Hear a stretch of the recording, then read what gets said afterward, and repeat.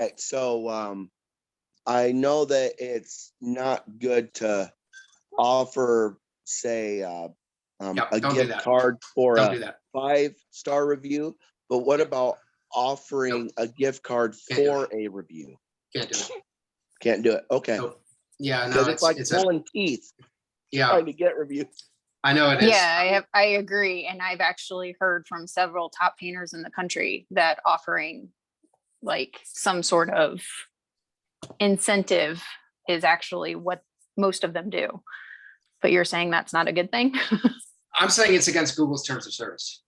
Right? Okay. So ultimately, and here's where I would recommend just reading it. And ultimately, you have to decide. And if you're talking to a bunch of other painting company owners and they've all done it, or a lot of them have done it, and none of them have suffered repercussions, maybe it's worth it, right? Just understand what you're doing, right? Like I think it's always important to do kind of a cost benefit analysis on things. And for me, I would just, I would recommend just getting the systems in place to not have to do that, because I will tell you, it is against their terms of service, and ultimately it could come back.